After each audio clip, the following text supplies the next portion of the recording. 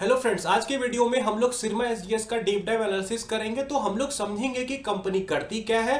Then हम लोग ये भी देखेंगे क्या ये कंपनी केसटेक एंड डिक्सन टेक के तरह एक मल्टीबैगर साबित हो सकती है, और अगर हो सकती हो तो कितना रिटर्न हम इसमें एक्सपेक्ट कर सकते हैं in a long term to medium term. ठीक है, तो अब हम स्टार्ट करते हैं और सबसे पहले समझते हैं कि ये कंपनी करती क्या है। ये कंपनी केसटेक एंड डिक्सन टेक के तरह एक इलेक्ट्रॉनिक्स मैन्युफैक्चरिंग सर्विसेज की कंपनी है।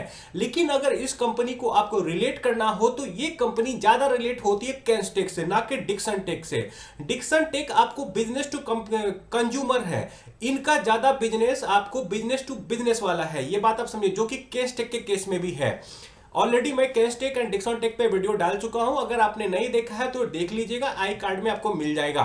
तो अब थोड़ा हम डिटेल से समझते हैं। कंपनी का मार्जिन पहले लो था और आज के टाइम पे कंपनी रिसेंट एक्विजिशन की है, उसके वजह से company high margin high entry barrier वाले सेगमेंट में जा रही है, जो कि है डिफेंस। और इंडिया में डिफेंस का ग्रोथ काफी अच्छा है, वो आपको पता ही होगा।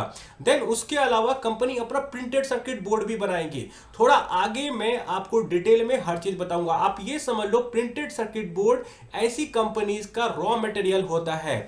देन ये मेडिकल डिवाइसेस भी बनाते हैं। ठीक है, अब आगे जाते हैं, हम थोड़ा डिटेल में देखते हैं ये कौन कौन से सेक्टर में आपको आज के टाइम पे डील करते हैं। तो इनका 5 मेजर सेक्टर है आज के टाइम पे: automotive, industrial, consumer, IT, railways and health care.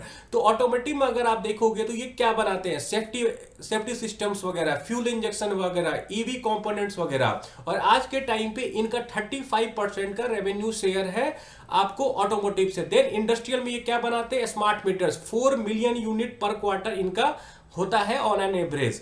And then EV charging station, telecom antennas, और इससे इसका 35%। और ये थोड़ा कंबाइंड है आपको कंज्यूमर इलेक्ट्रॉनिक्स से भी। तो बेसिकली आप बोल सकते हो कंज्यूमर प्लस इंडस्ट्रियल से इनका कंबाइंड 35% का रेवेन्यू आता है। तो कंज्यूमर में ये क्या बनाते हैं, हाई वॉल्यूम बोर्ड्स वगैरह सब बनाते हैं, कंट्रोलर्स वगैरह सब बनाते हैं। ठीक है, देन आते हैं आईटी एंड रेलवेज। आईटी मतलब वही इंफॉर्मेशन टेक्नोलॉजी हो गया, तो वहां पे लैपटॉप बनाते हैं, सर्वर मदरबोर्ड बनाते हैं, control system and railway signalling वगैरह बनाते हैं। आई थिंक आपको ये समझ में ही आ गया होगा।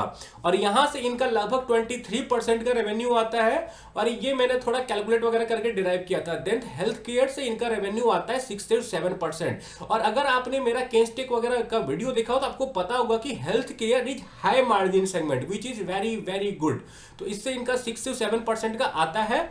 मेडिकल डिवाइसेस बनाते हैं, कंज्यूमर बनाते हैं, और ये ओडीएम फोकस है। ठीक है, ओडीएम क्या हुआ ये मैं आपको आगे बताऊंगा। तो अब हम आगे जाते हैं और थोड़ा देखते हैं इनका पीसीबीए, बॉक्स बिल्ड एंड ओडीएम।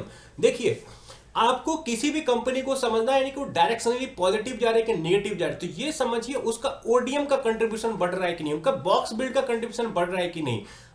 अगर मैं आपको सिंपल भाषा में बताऊं तो पीसीबीए क्या हुआ, प्रिंटेड सर्किट बोर्ड, वो जो आपका कंप्यूटर में होता है, आपका फोन में ग्रीन कार्ड होता है ना, वो हुआ आपको प्रिंटेड सर्किट बोर्ड। तो उस पर डिफरेंट डिफरेंट कंपोनेंट वगैरह लगाना is printed circuit board assembly. इसमें क्या हो रहा है, कोई एक्सपर्टाइज तो चाहिए ना, बस थोड़ा थोड़ा कंपोनेंट लगा दिया। ठीक है, मशीन्स वगैरह चाहिए, तो इस पार्टिकुलर चीज में मार्जिन कम होता है। वहीं बॉक्स बिल्ड में क्या हुआ, प्रिंटेड सर्किट बोर्ड प्लस उसके ऊपर से डिस्प्ले लगा दिया जाएगा, केसिंग वगैरह कर दिया जाएगा, वायरिंग वगैरह कर दिया जाएगा, तो that is box build. And ODM में क्या हुआ, देखिए हर प्रिंटेड सर्किट बोर्ड का ना अपना एक डिजाइन होता है, जो समझ सकते हो आपकी कोई आर्किटेक्चर वगैरह, कोई रिसर्च एंड डेवलपमेंट करके डिजाइन किया होगा। तो यहां पे क्या होता है, थोड़ा दिमाग वाला काम है, तो मार्जिन ज्यादा होगा, राइट। और यहां पे इंटेलेक्चुअल प्रॉपर्टी भी कंपनी का होगा जो कि ओडीएम करेगी। तो ODM has higher margin than box build than PCBA. PCBA का मार्जिन सबसे कम होता है। तो कोई भी कंपनी अच्छा कर रही है कि नहीं, आपको इससे पता चलेगा कि उसका ओडीएम का कंट्रीब्यूशन आगे जा रहा है कि नहीं, बॉक्स बिल्ड ऊपर जा रहा है कि नहीं, कि पीसीबीए ऊपर जाता जा रहा है। ठीक है, तो ये रहा। तो आज के टाइम पे कंपनी का लगभग 38% का रेवेन्यू आपको ओडीएम से आता है, जो कि हाई मार्जिन वाला है। यहाँ पे हेल्थ केयर डिवाइसेस वगैरह हो गया। देन आपको पीसीबीए एंड बॉक्स बिल्ड कंबाइन से इनका 62% का आपको रेवेन्यू आता है। जैसे मदरबोर्ड्स वगैरह हो गया, ऑटो कंट्रोलर हो गया, देन आपको स्मार्ट मीटर इनका बॉक्स बिल्ड वगैरह में आता है। ये चीज आप ध्यान दीजिएगा, ये मैं सेगमेंट वाइज लिख चुका हूं कि कौन कौन सा प्रोडक्ट है, आप थोड़ा पढ़ लीजिए डिटेल में। देन आते हैं कैपेक्स एंड एक्विजिशन। तो कंपनी को मोर इंटरेस्टिंग यहाँ पे क्या बनाती है, जो इन्होंने रिसेंट एक्विजिशन वगैरह किया हुआ है, देन कैपेक्स वगैरह करना, जैसे ये पीसीबी मैन्युफैक्चरिंग करेंगे, ठीक है, उनसे इनका टारगेट है लगभग 2500 करोड़ का रेवेन्यू करने का। और इनका बोलना है कि वो इंटरनली भी कंज्यूम करेंगे, क्योंकि देखिए ये क्या करते हैं, printed circuit board assembly, then आपको दूसरा काम है इनका बॉक्स बिल्ड का। तो दोनों में क्या होता है, प्रिंटेड सर्किट बोर्ड यूज होता है, ठीक है। तो अगर ये बाहर से प्रिंटेड सर्किट बोर्ड खरीदेंगे तो इनको मार्जिन देना पड़ेगा, जिस कंपनी से खरीदेंगे। तो अपना अगर इंटरनल कंजम्पशन करेंगे तो इनका खुद का मार्जिन बढ़ेगा। तो रॉ मटेरियल है इनका प्रिंटेड सर्किट बोर्ड, तो इनको यहां पे फायदा होगा।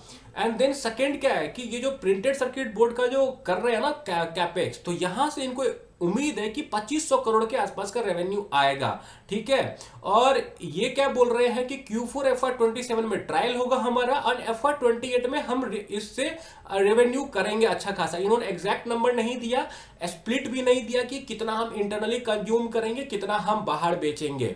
इनका टारगेट है कि हम लोग FY28 में इंडियन मार्केट्स में बेचेंगे, 29 हम लोग इंडिया के बाहर जाएंगे when it's come to PCB manufacturing.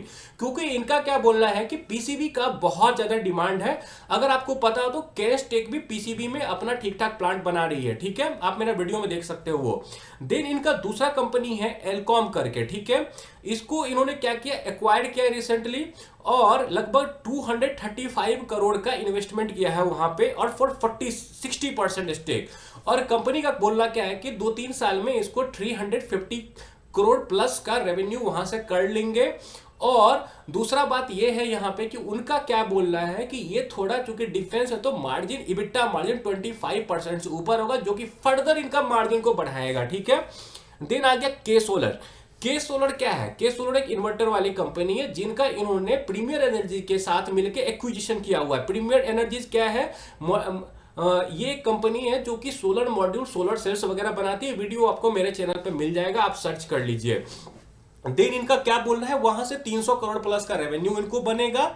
और ये क्या बोल रहे हैं, चूंकि हमारा माइनॉरिटी स्टेक है 49% का, तो यहां पे क्या होगा कि हम लोग प्रॉफिट में, आप हमारे पीबीटी वगैरह में देखोगे इसमें कि पीबीटी वगैरह में ये आएगा, लेकिन रेवेन्यू में हमारा नहीं आएगा। रेवेन्यू में दैट इज कंसोलिडेटेड रेवेन्यू जो होगा ये दिखेगा प्रीमियर में, पर प्रॉफिट के 49% हम भागीदार होंगे। इन्होंने फर्दर एक ज्वाइंट वेंचर किया हुआ है एली मास्टर जेवी के साथ, जो कि रेल एंड इंडस्ट्रियल के लिए इन्होंने किया हुआ है। 33 करोड़ का वहां पे इन्होंने इन्वेस्टमेंट वगैरह कर रखा है, और वो भी एक हाई मिक्स नीच सेगमेंट ही है।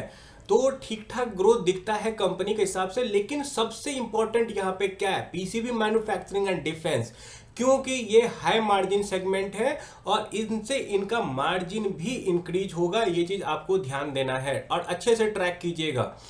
अब हम आते हैं मैनेजमेंट का कमेंट्री ऑन ऑर्डर बुक। देखिए आज के टाइम पे मैनेजमेंट के पास 5800 करोड़ का ऑर्डर बुक है, और मैनेजमेंट का क्या बोलना है, उसमें से हमने एक ऑर्डर को इंक्लूड नहीं किया हुआ है, जो कि रिसेंटली हमने साइन किया है framework contract with a major customer, जिसका कि पोटेंशियल है आपको 2100 करोड़ के आसपास का अगले 2-3 साल में। तो ऑर्डर बुक कितना बनता है, लगभग 8000 करोड़ का। लेकिन कंफर्म मैनेजर बोल रही है कि बस 800 करोड़ भी है, और ये भी एक्चुअली में कंफर्म ही है, लेकिन इसको कंपनी ने ऐड नहीं किया है।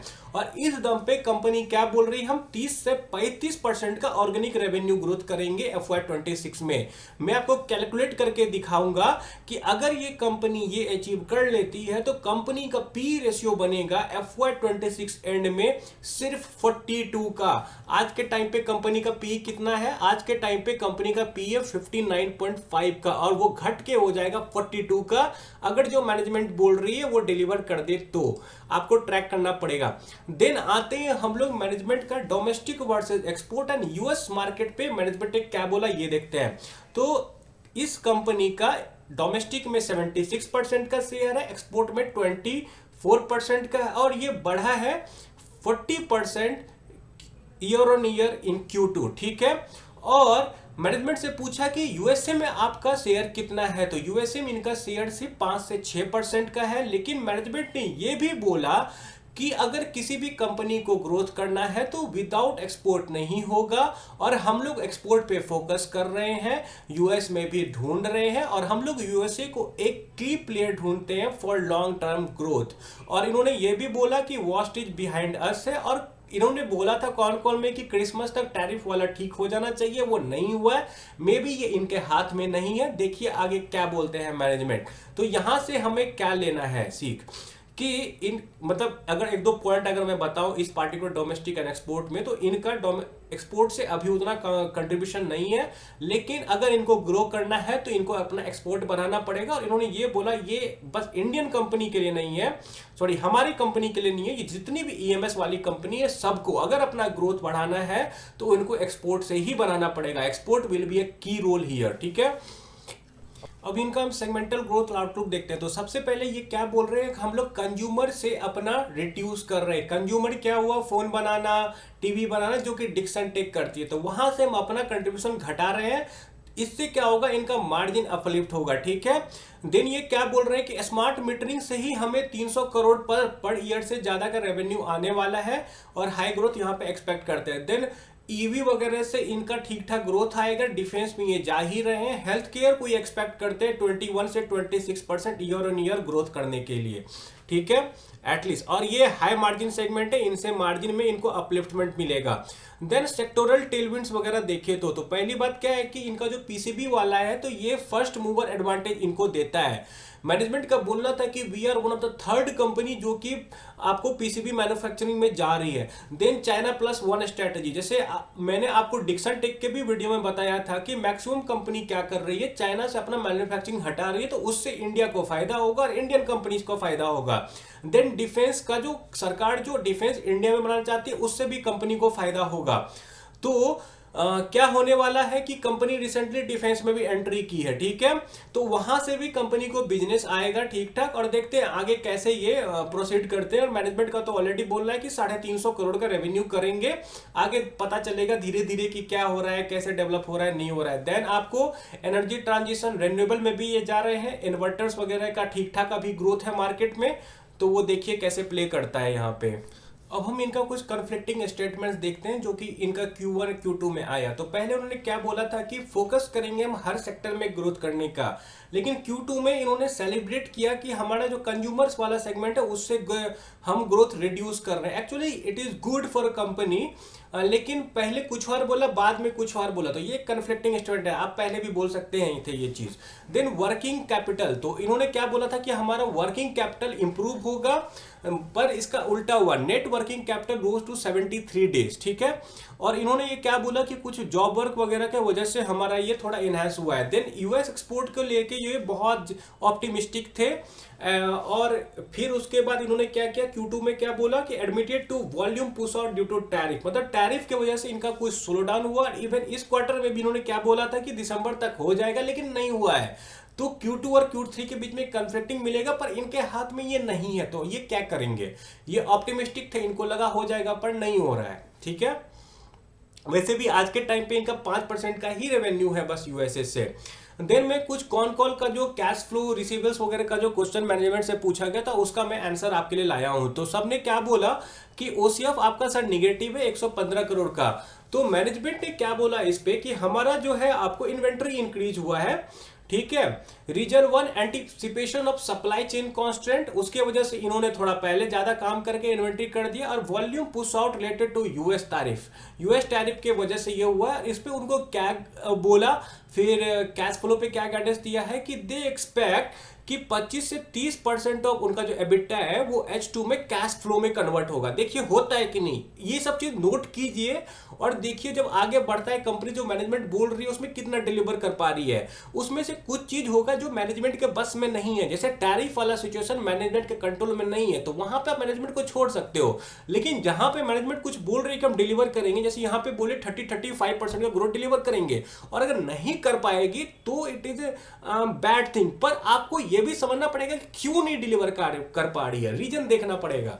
देन उसके अलावा अगर देखोगे तो receivable jump from 80% while revenue grow by 40%। तो इसमें मैनेजमेंट ने बोला कि वही जॉब वर्क जो ऊपर में मैनेजमेंट ने बोला था। तो मिला जुला कि ये सब ठीक ही है, बस आपको देखना पड़ेगा कि H2 में इनका एबिटा कितना कन्वर्ट होता है कैश फ्लो में। मैनेजमेंट का बोलना है कि 25 से 30% हम कन्वर्ट करेंगे। अब आते हैं रिस्क पे। तो आप देखोगे यहाँ पे तो टॉप 10 कस्टमर का कंट्रीब्यूशन है 50%, 57% और रेवेन्यू, तो लॉस ऑफ एक कस्टमर भी ठीक ठाक रेवेन्यू इनको कॉस्ट कर सकता है, पर इतना आसान नहीं होता है ये सब चीज, ठीक है।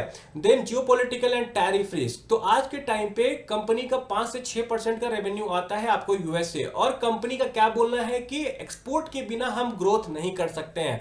तो आपके एक्चुअली बस ये नहीं, कोई भी कंपनी जो यूएस में काम करती है एक्सपोर्ट के बिना ग्रो नहीं कर सकती है, मैनेजमेंट का ऐसा बोला था। तो आगे देखिए क्या होता है, ठीक है।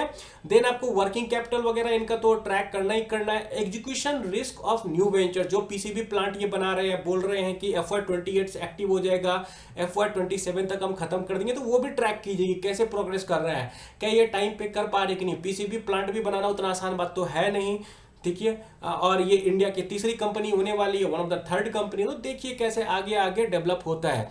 फिर रॉ मटेरियल के सप्लाई को लेके भी थोड़ा वल्नरेबिलिटी रहता है, तो वो सब भी आपको देखना पड़ेगा कि रिस्क प्राइस कैसे फ्लक्चुएट हो रहा है इनका रॉ मटेरियल सबका। तो ये सब रहा कुछ रिस्क जो देखना है। इसमें से सबसे बड़ा जो रिस्क है आज के टाइम पे वो थोड़ा सा टैरिफ वाला सिचुएशन है, and then second is customer concentration, पर इतना आसान भी नहीं होता है इधर से उधर होना कस्टमर कंसंट्रेशन सब, ठीक है। अब हम जाते हैं और इनका फॉरवर्ड कैलकुलेशन वगैरह करके देखते हैं, पैट कितना होगा, एपीएस कितना होगा, ग्रोथ सीएजीआर कितना हो सकता है, फॉरवर्ड पीई वगैरह कितना हो सकता है, पेग रेशियो निकालेंगे ताकि पता चले कि कंपनी लुक्रेटिव है कि नहीं आज के टाइम पे। और ये सब जो हम करेंगे बेस्ड ऑन मैनेजमेंट ने जो गाइडेंस दिया उसके बेस पर कुछ हम अपना भी एजम्पशन लेंगे। तो सबसे पहले मैं आपको एक बात बता देता हूं, मैनेजमेंट ने क्या बोला है कि FY26 में हम 30 से 35% का रेवेन्यू ग्रोथ करेंगे। तो हम एज्यूम करेंगे दोनों का मिड, दैट इज 32.5%। FY25 में इन्होंने कितना किया था, 3787 करोड़ का। उस हिसाब से कंपनी का FY26 का रेवेन्यू बनता है 5000 करोड़ के आसपास का। H1 में किया है इन्होंने 2090 करोड़ का, तो H2 में इनको कितना करना पड़ेगा, 2927 करोड़ का। उस हिसाब से कंपनी का पैट बनेगा, ये सब आप कैलकुलेट कर लीजिएगा, 220 करोड़ के आसपास का, थोड़ा देख लीजिएगा पॉज करके। ईपीएस बनेगा 11.09 का, ईपीएस इन H1 रहा है 6.12, ये आप यहां से मिल जाएगा आपको, इन दोनों को आप ऐड कर दीजिए तो H1 का ईपीएस हो गया। तो टोटल अर्निंग पर शेयर बनेगा इन FY26 17.21, ठीक है।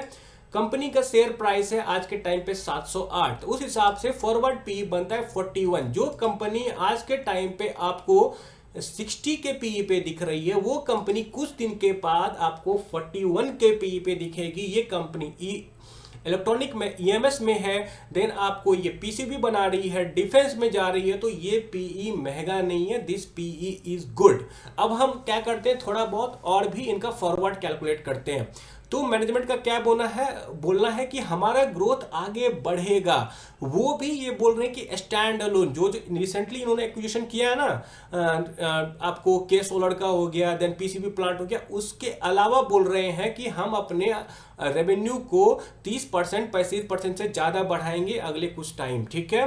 तो उस हिसाब से मैंने FY28 का इनका कैलकुलेशन किया है। तो आप देख लोगे FY25 का रेवेन्यू ये आपको हो गया 1.3 का जंप आएगा FY26 के लिए, देन 1.35 1.3, तो लगभग बनता है रेवेन्यू आपको 8640 करोड़ इनका रेवेन्यू हो जाएगा FY28 तक कोर बिजनेस से। ये चीज ध्यान दीजिए, मैंने बस एक बार 35% का लिया है, हो सकता है मैनेजमेंट इसे एक्सीड भी कर दे। मैनेजमेंट का गाइडेंस है 30 to 35%। देन मैनेजमेंट का ये भी बोलना है कि डिफेंस से हम 350 करोड़ का रेवेन्यू करेंगे, एंड पीसीबी से मैंने क्या किया हुआ 1500 करोड़ का रेवेन्यू लिया हुआ है। क्यों? क्योंकि मैं एज्यूम कर रहा हूं कि FY28 में भले ही इनका प्लांट एक्टिव हो जाएगा, लेकिन वो फर्स्ट ईयर में शायद उसे क्या करते हैं, फुल्ली यूटिलाइज ना कर पाए, क्योंकि फर्स्ट ईयर ही रहेगा, हमें थोड़ा सेफ रह के चलना है, राइट। तो उस हिसाब से कंपनी का रेवेन्यू बनेगा 10,490 करोड़। और मैंने ये भी एज्यूम किया यहाँ पे कि ये 2000 करोड़ का रेवेन्यू करेंगे और 25% वो इंटरनली कंज्यूम करेंगे। ये रफ एस्टिमेट है, थोड़ा बहुत इधर उधर हो सकता है, नो डाउट, ठीक है। तो उस हिसाब से कंपनी का इबिट्टा बनेगा 1363 करोड़ का, क्योंकि जब ये बैकवर्ड इंटीग्रेट करेंगे, PCB is there backward integration, जब बैकवर्ड इंटीग्रेट करेंगे तो इनका इबिट्टा मार्जिन ऊपर की तरफ जाएगा। तो 13% लेके कैलकुलेट किया तो इबिट्टा बनता है 1364 करोड़ के आसपास का। देन अदर इनकम ये हो गया, डेप्रिसिएशन हो गया, इंटरेस्ट हो गया। इस हिसाब से कंपनी का पैट बनेगा 939 करोड़ का। पैट टीटीएम कितना है? पैट टीटीएम अगर आप देखोगे कंपनी का, ये है आपको 241 करोड़। क्यों? क्योंकि हमें आज के टाइम से ग्रोथ कैलकुलेट करना है। We are already after Q3, तो आज के बाद अगले 2-2.5 साल में कंपनी में कितना ग्रोथ आ सकता है ये हम देखेंगे। तो इस हिसाब से आप देखोगे तो कंपनी का पैट अगले 2 साल 3-4 महीने में 3.9x जंप हो सकता है, जो कि CAGR बनता है 83% का, विच इज गुड। उसके अलावा पी रेशियो देखोगे तो 59 का है कंपनी का, तो पेग रेशियो बनता है 0.7। तो कंपनी सस्ती है, बहुत सस्ती नहीं है लेकिन कंपनी सस्ती तो है। केस टेक से भी सस्ती है, डिक्सन टेक से तो काफी सस्ती है। तो मैंने आपको एक पोस्ट डाला था अपनी कम्युनिटी में कि मुझे आज के टाइम पे सिरमा ज्यादा लुक्रेटिव लगती है, this is the reason why. ठीक है। देन उसके अलावा मैंने एक एजम्पशन किया कि कंपनी अपना पूरा कैपेसिटी को यूटिलाइजेशन कर ले। ठीक है, ऑप्टिमिस्टिक, जो कि मुझे कम चांसेस लगता है। अगर आपको देखना है तो इस नंबर को देखिए, लेकिन फिर भी मैंने ये कैलकुलेशन आपके लिए कर दिया है। तो उस हिसाब से कंपनी के पैट में जंप आएगा 87% का, तो पेग रेशियो बनेगा 0.68। तो कंपनी यहां से भी ठीक ठाक सस्ती लगती है।